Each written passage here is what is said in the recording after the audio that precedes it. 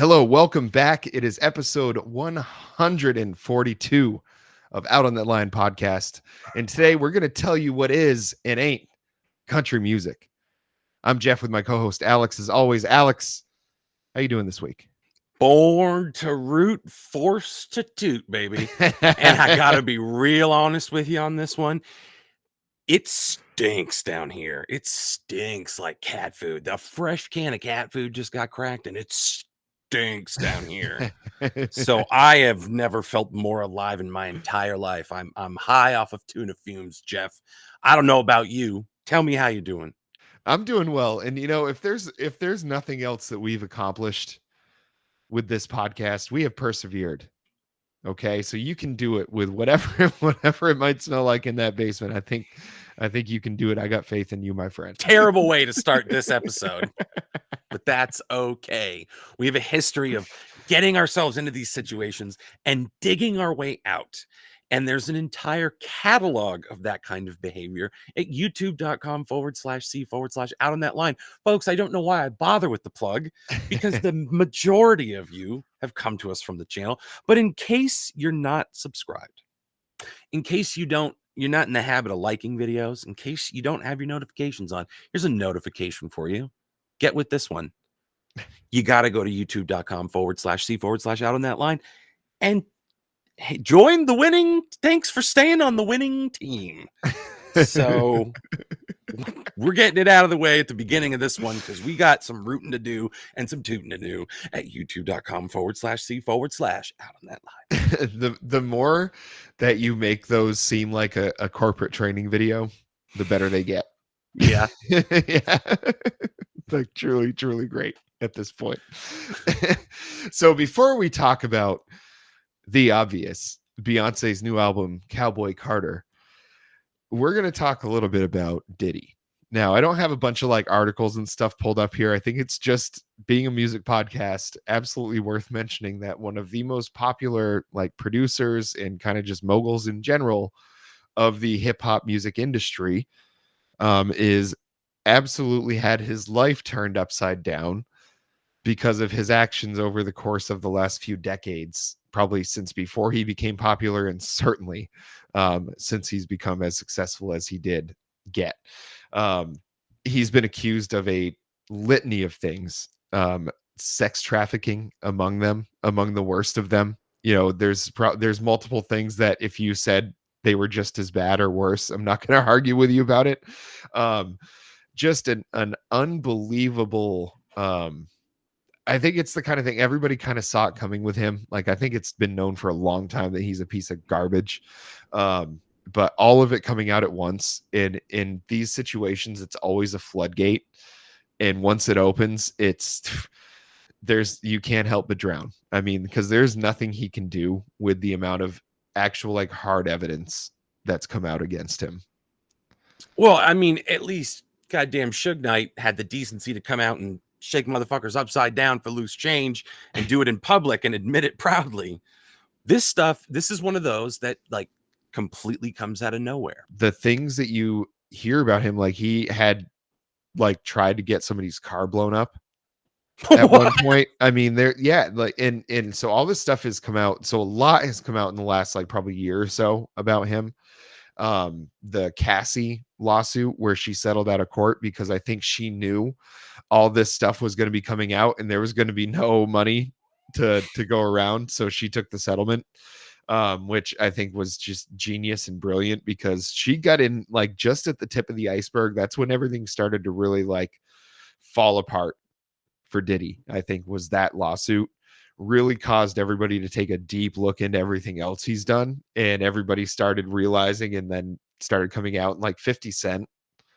I mean, the petty king himself has jumped all over this. I mean, it's all over his Instagram. Like every new development, he has a comment about it. And 50 Cent, like I loved 50 Cent's music and still do. I went back and listened to Get Rich or Die Trying all the way through a few weeks ago. It still bangs. 50 Cent tears him up always and has for years.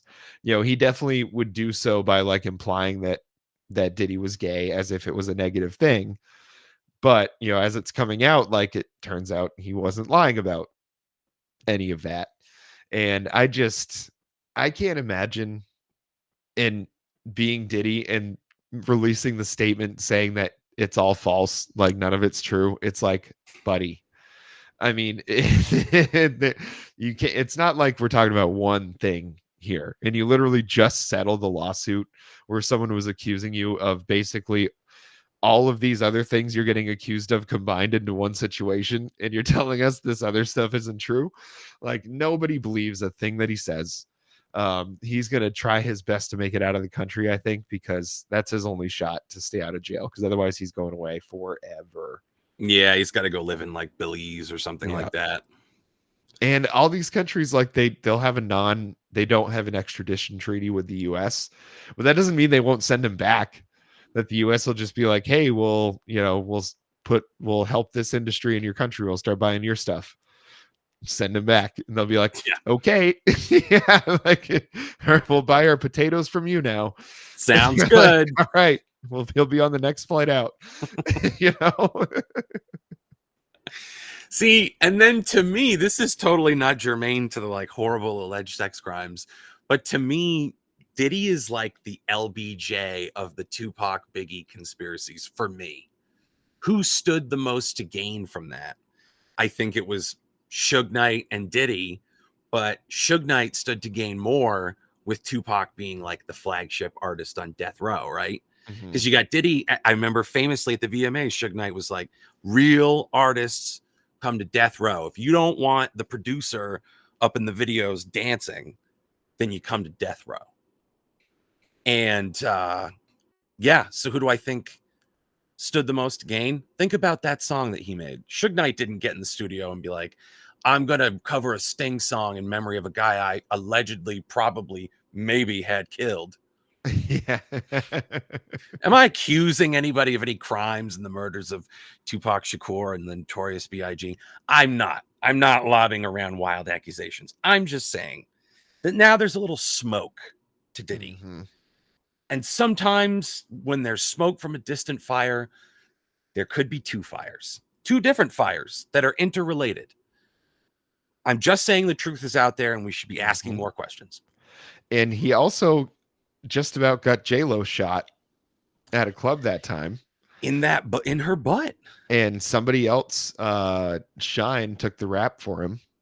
He like paid him to do it, and he took the rap for him. But P. Diddy was the one that had those guns. He didn't do it for Diddy. He did it for J-Lo. Yeah, that was the long con. I wonder if he ever. There's a far nobler thing that I do now than I have ever done before. Yeah, I mean, so he's had a history over the years of doing some really being involved in some, like, you always hear about celebrities just being, kind of assholes, and maybe they're just a jerk and they cheat on their partner or whatever, but that's kind of the extent of it, and that can make you a shitty person. I won't argue with you about that. But then you get to this level where, like, the shit he does is straight up evil. Having people killed. I mean, he probably has had people killed, because it's been just about confirmed that he's tried, at least. So I would assume that he has had somebody done in, allegedly. I guess I should throw that in there, over the years. But I hope he goes down so hard. I think it's on its way. I think getting his houses raided by the FBI, I think that's never a good sign for you. That usually means that they've already got a pretty good assumption of what they're going to find in there, if they're knocking down those doors like that. So he got his son arrested. Great, yeah, he didn't give his son the heads up that the houses were getting raided, so he could, like, be out of there. Got his son arrested.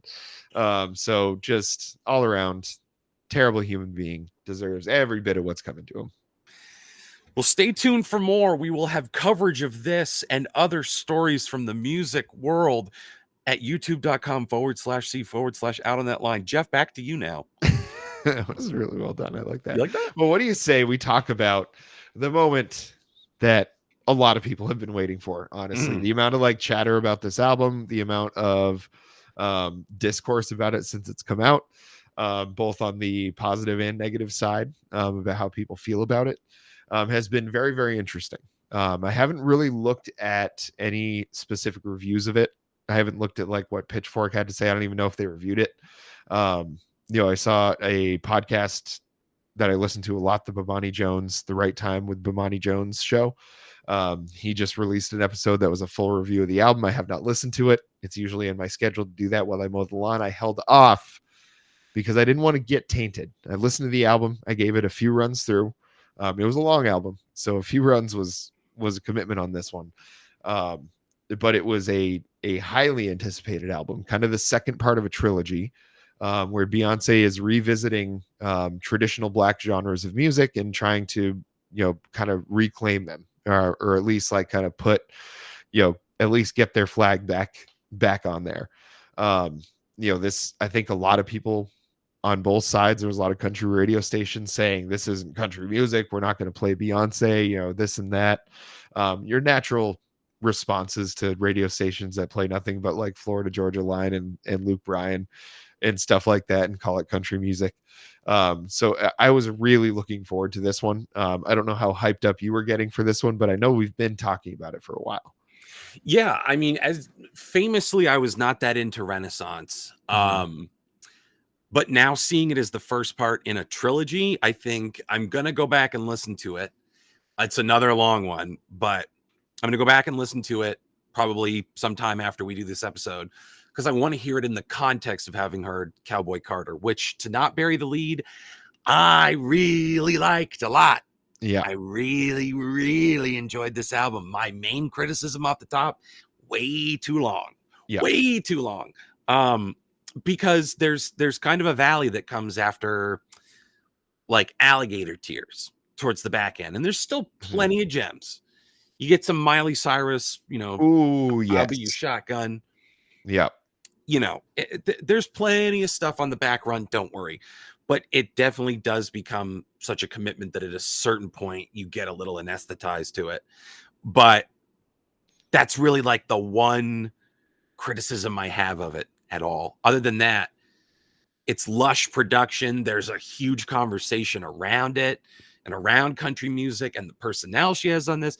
There's so much to get into in every single aspect of it. So even if it had sucked the bag, which it didn't, but even if it had sucked the bag, it would have been one of the more like fascinating things to talk about because it's stuffed.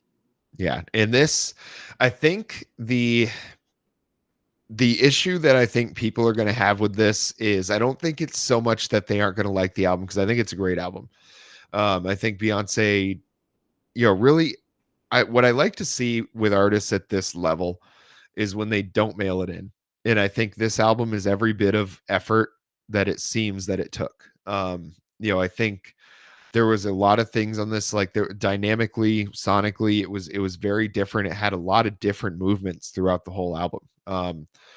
What I really appreciated was how kind of tongue-in-cheek some of it was in its references to country. I think it was, you could kind of like hear the rhinestones, so to speak, and and just, not that there was any of that like kind of rhinestone cowboy kind of vibe music. There wasn't any of that like really traditional like kind of radio country music.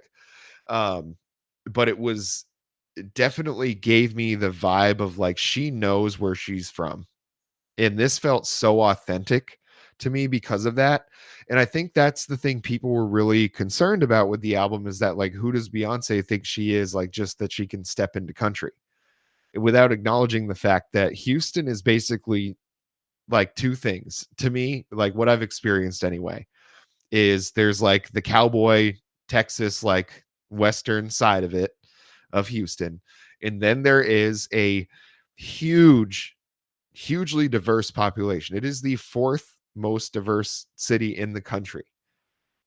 Or it's the most diverse city in the country. It's the fourth biggest city in the country. So it's a massive, massive place. There's tons of influences. People like Paul Wall, Bun B have come from Houston. Beyonce obviously is from Houston. There's Drake is kind of associated with Houston. So like Hot Girl Meg. Hot Girl Megan the Stallion. There's a lot of artists that like really are proud to be from there and have really made their name in hip hop, Beyonce being one of them, and I guess R&B and just pop music in general. But I think what they were concerned with was like, oh, how is she going to do country? Like, what does she know about country? As if being from Houston, Texas, you aren't going to know about country. I mean, like that's the thing to me, is where people, the reason they're concerned about it is no one's concerned about it when like Post Malone does it, because he's a white guy. Oh, and he's from Texas. Of course he likes country music. Why don't you say the same thing about Beyonce? So like that, to me, that's why I was also glad that she had Post Malone on the album. I think that was a surprise for me, that on an album that I thought lacked features, that I thought there was a lot of room for a lot more people to come on, as my kind of main criticism of it, that Post Malone was one of the ones that made the cut. I just thought it was very interesting. But it was a really good song that he was on for that one.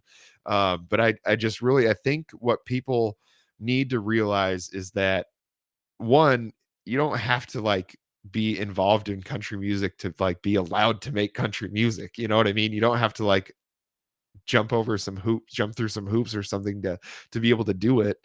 It's just a certain kind of song structure. If you can write a song within that, then you're good. It's a country song. Like I can see why people might think that's inauthentic or whatever, but it's like, what's it matter? Like what type of music they made it in.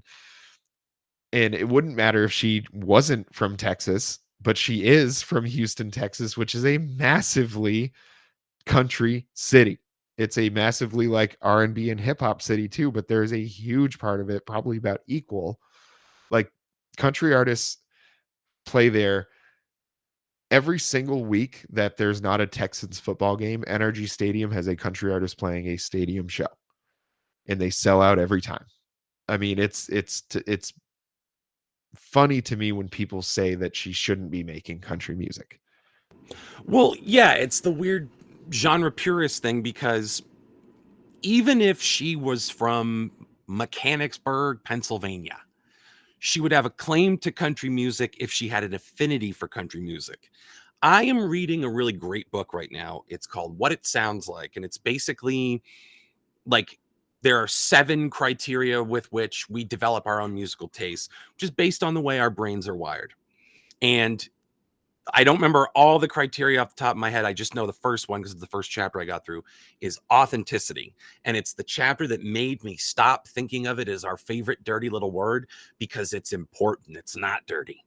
It's like learning. Everyone tells you they're like, your privates are, they're private. They're shame. There should be shame tied up in that. No.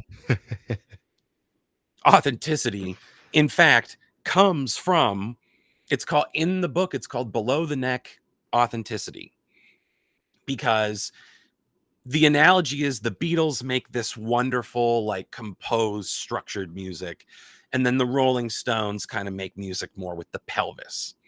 And it depends on who you are, what you like better. But authenticity can come out of any kind of person that has an affinity for country music. She also just so happens to be from Houston, like we said. Those are her roots. Country music is from there. She's an incredibly talented musician. So the fact that anybody has a problem with categorizing this as country, now, is the whole thing start to finish a dead nuts on country album? No, that would have been a parody. This is her using it as a jumping off point to do what she does best. And if you don't want to play that on your country station because you got to make more time for Justin Chudfucker, then by all means, that's your prerogative.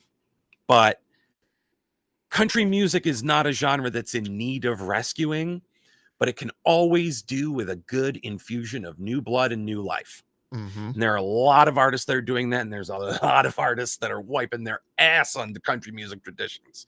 But Beyonce is not one of those people. So the resistance to this album is absolutely fucking baffling to me. Yeah. And I think I can understand when people will say that it's not a country album, because there's definitely, like you said, there's a lot of songs that just, you can tell that maybe she's using like traditionally kind of country instruments in the song, but like the structure of it and how she's singing of it, it ends up being more of a pop or an R&B kind of dance song.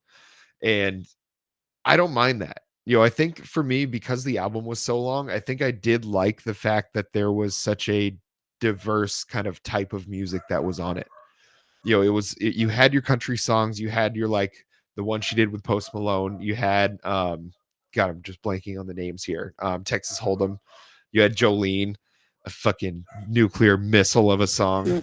We'll talk about that. Yeah, you want to talk about authentic? I believed every goddamn word she said in Jolene. I mean, just I remember reading the lyrics to it before I listened to it, because somebody had just like posted them on Twitter. They were like, "Oh, look at how she changed this stuff around." I just took a glance at it. I was like, "Ooh, this is." And then it was also kind of weird because you can't help but think about Jay-Z when she's singing that song, and you're just like, she's singing this about Jay-Z, Jay-Z. Yeah, Jay-Z. yeah. I mean, it's just like, it's just funny to think that when she sings songs like this, it's about him. You know, that you just like know, and I'm more familiar with him than I am with her, I think, just because I've listened to a lot more of him. Give me a real, indulge me, if you will, in a real brief digression into the madness of Jay-Z. You are married to someone like Beyonce, a Mhm. literal goddess, one of the most talented, intelligent, business savvy women in the world, not to mention real easy on the eyes. And you are not exactly going home with any beauty contest prizes unless you're playing Monopoly, motherfucker, and you only get $125 for that. So you don't, you know what I'm saying? Like this guy, I just finished reading Dante's Inferno. Mhm. There should be a 10th circle of hell for horny morons with too much money. Because this guy fucked up so bad. And there was plenty of content on Lemonade to address that point. But man, oh man, does she turn Jolene into a fucking chainsaw. Mhm. You come after my man, that's fine. That line, I raised him, I raised his kids. Yeah. It's basically like, I am in charge here. You can try to come between us, but listen, I know where the bodies are buried. I'm the Cersei Lannister of this shit. Yeah. You got to leave me alone or you're going to be picking your teeth out of crap, lady. Yeah. Jolie. Yeah. Just, I mean, really, really good. What I did like, and what I wish she had, was I wish that like Dolly Parton and Willie Nelson had like actually sung on the album. You know, had Yeah. actually like done a song with her or something like that. That's what, so when I'm saying I'm surprised that Post Malone got a feature on this album, like I like Post Malone. I've got zero issue. I like him a lot. But of all the people in the world, like to have on there, maybe because he's being kind of kept on the outskirts of country music as well, even though he's done like a few like Sturgill Simpson covers that were really, really good. And he's like, he just likes playing all kinds of music, you know, and I think he really just wants to play, and he is from Texas. So I think having him on, maybe it was a kind of an idea of like, we're both kind of kept on the outskirts of country music. Like they don't really want us to come in. Like he's probably more accepted than she is at this point, but maybe that's why they had them, or maybe he reached out and said, "Hey, I really want to be on the album," and nobody else thought to do that. But I really wish that Dolly Parton had, at least Dolly, more than Willie, at least Dolly Parton had done a song with her. You know, I think that Yeah. would have been awesome. There's such a like, there's a novelty to the idea of Dolly Parton and Beyonce Knowles doing a song together. Mm-hmm. I think the function, because I agree, I think it would have been really interesting to hear her do a song with Willie Nelson. But Mm-hmm. I think at that point it becomes too much of a tribute to country music Yeah. and like paying homage to a lot of the like standards and traditions and the Mm-hmm. old guard of country music, which was not the intent of this album. It was to remind people that there's a lot of space for Black artists in country, and you may not have heard of all of them. They're getting, a lot of them are getting a lot of feature time. Shabuzi, making Mm-hmm. waves, getting to be part of this. You feature these artists, Linda Martell from the Grand Ole Opry. Mm-hmm. You bring them in and shine a light on them, and you're claiming space in the country music genre that people are hesitant to give for different reasons. I'm a Mm-hmm. genre purist. Yeah. Sure. Okay, Yeah. what kind of bumper sticker you got on the back of your truck? I'd love Yeah. to know. But it's genre purist is a fancy word. What other kinds of purity do you believe in? Yeah. So I only slightly jest, but all of that is to say it's an album about carving out space for Black artists in country music traditions. And then it's using, I think, the old guard to kind of anchor that. Mhm. So I think you don't even, as much as I would have liked like Dolly Parton and Willie Nelson doing songs, being like heavily featured, I think having them there doing the little interstitial material, like Willie Nelson's the stoner radio DJ, Mhm. I think that stuff worked because it added in a little bit of that flavor and that wink and a nod and that credibility, but it wasn't an album that needed credibility to work.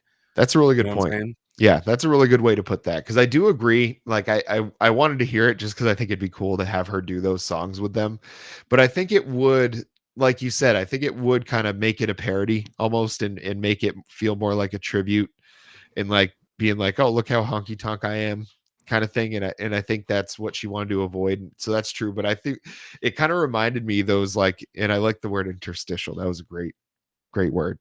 Um, the reminded me of the Sturgill Simpson Meta Modern Sounds and Country Music album, when he Yes. has his grandpa like started out when he says, "Oh no, Meta Modern Sounds and Country Music," and then the album kicks into it. But it's like that's what it gave me the vibe of. And I kind of love when, I don't, I guess this is, yeah, obviously a concept album. I don't think like storyline wise there's a whole story that goes through it. I guess just a theme. Um, but what I like is that it makes it feel like you're kind of just like listening to the radio. Like I like when an album kind of puts you into a different place. It's like you're just driving middle of the night, and like every once in a while the DJ comes on to like, make sure you're awake basically. And then it goes Yeah. into the next bit of music, and I think that's what those moments kind of did for me. I really, really enjoyed a lot of these songs though, and I do want to get to like shouting up out some songs specifically. Yeah. Um, 16 Carriages is great. Of Banger. the two like first singles that came out, like I like Texas Hold'em because it's a bop. I like 16 Carriages because it's a great song. Like it's a Yes. truly great one. The Blackbird cover, like Mm. holy Toledo, that was so good, and like really really faithful to it. And that to me, like I've always said, Beyonce's strength with her voice is just like how warm it is and like how round it is, and it just feels like a hug, And that song I feel like displays the real like strength of her voice so well. Where she can just like sit in this kind of deeper register, which just like allows so much more of that like resonance to kind of come out. Listen to me, it's like I've been friends with you for years and start to understand this stuff a little bit. But it just, that to me, that was a standout song. I felt like the songwriting on Protector was really, really good, more than I liked the performance of it, I think. Um, Interesting. and for, I don't know what it is. I think just the way that some of the words like rhyme together, it sounded almost like it was a very, I know it was supposed to be like kind of a nursery rhyme vibe. I'm like, I'm gonna watch over you and that kind of thing, but it just like didn't hit right for me. I guess if I was in the right mood, it'd probably be good. But then again, the Jolene cover, I guess cover the, what I guess you'd call it a cover, even though she changed around Soft so many of the reboot. lyrics. Yeah, soft reboot. The spaghetti one. Yep. Yeah, just I Spaghetti's a good mean, one. and that's where, so I know exactly what you were talking about with that kind of lull you get towards the end, because I mean there's 27 tracks on this album. Um, it's just, I think there was some, and it's hard to say because it's like, who am I to tell Beyonce like what to do with her album? Like one of the greatest artists of our generation. But I do think there was some like fat that could have been trimmed from the album. I don't think anything really took away from the album. But I think there's some stuff that could have just been like maybe bonus stuff instead of just all at once. Yeah, like when you do your expanded edition, like Cowboy Carter rides again. Like they love to do like guts expanded. So I agree. I think there was a way to get this down to a lean, mean 50 minutes. And I wouldn't even say there's dog shit or a stinker on it. It's just some of it was a little bland. Mhm. Some of those lulls were definitely like when your interest wanes, that doesn't help. But I really love like the Miley Cyrus song, Oh yeah, Shotgunners. What's it called? Two Most Wanted. Two Most Wanted. Yeah. I'll be a shotgun. Mhm. That one's great. That song is going to pop off. I can promise you that. Like, because TikTok Miley's is gonna having a have a moment right field now. Yeah, day. yeah, it is gonna pop off. And again, like Miley, another feature on it, I think has been kind of like kept at the outskirts of country music. Like Dolly Parton's her fucking godmother. Right. So that that could have also, I don't know who got who on the album. Did Dolly get Miley to do the album, or did Miley call Dolly to do the interludes? Interesting. Maybe it was Billy Idol that hooked him up. Yeah. I can't do another sequel to Grandpa's Creepy Crawly Halloween. So might as well give you my spot on this Beyonce album. I'll never get over that song. Anytime I think of Miley Cyrus, I think of Flowers because of TikTok. I think of, sometimes the journey is just as good as the destination.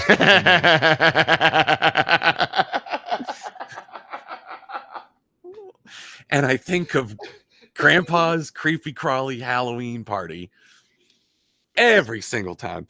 But I think in having Miley Cyrus on this, it's kind of the same reclamation, right? It's like a genre she started in, like pop, country, obviously, the daughter of a guy that wrote one of the worst songs, let alone country song, of all time.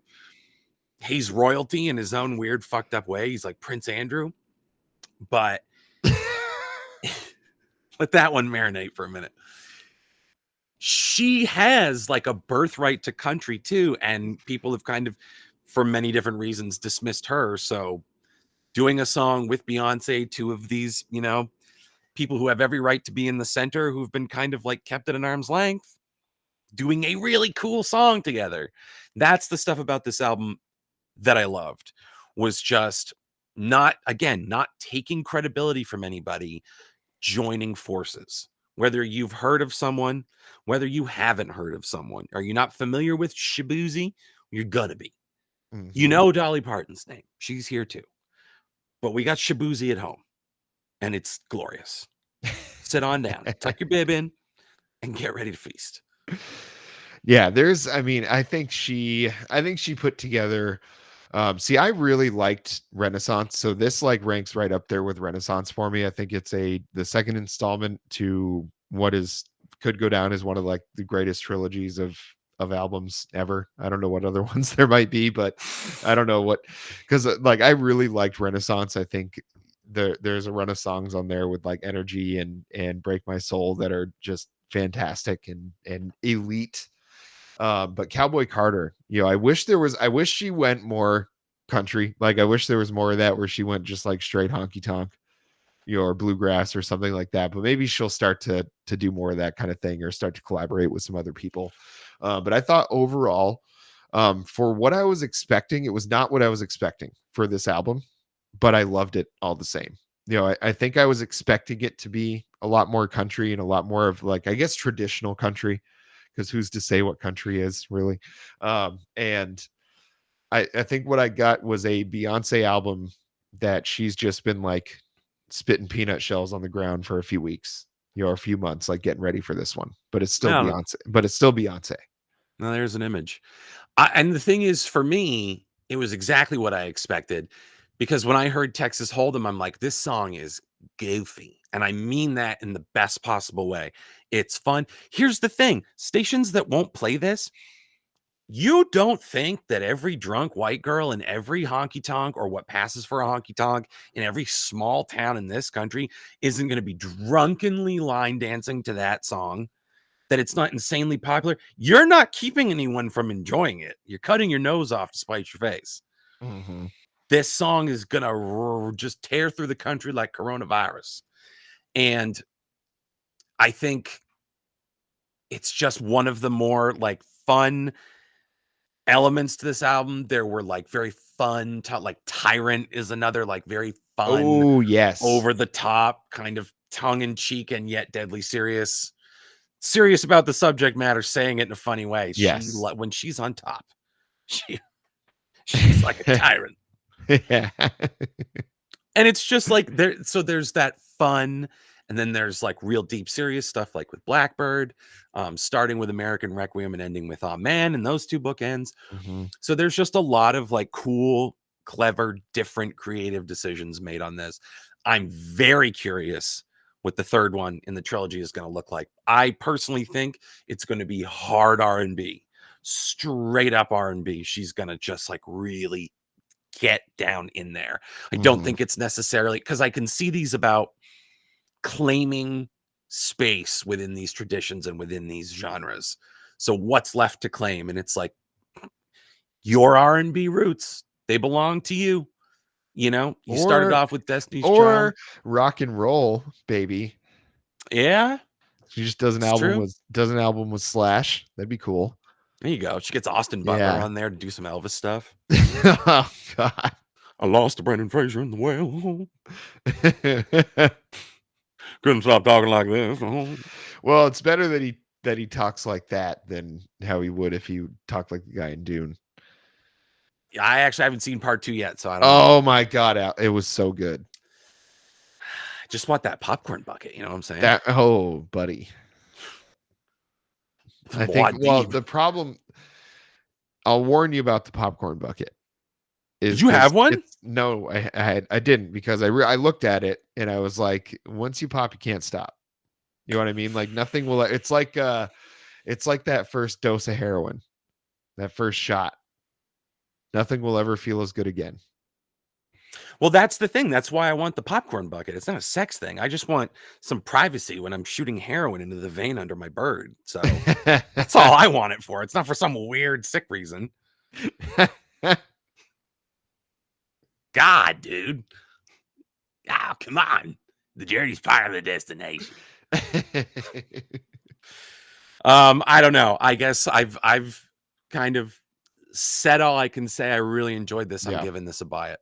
Yeah, absolutely buy it. We may have already bought it on CD and vinyl, but it's definitely, I think it's a one. If it wasn't good, it'd still be important. It's an important album, and it's also great. I think it's a really good step towards just kind of just taking the lid a little bit off of country music, and just like starting to really make people realize that there's a lot more to it than just like tailgates and tan lines, as we always like to say. And I think the length of the album, I don't think the country crowd is going to have a problem with that, because they all make albums that long.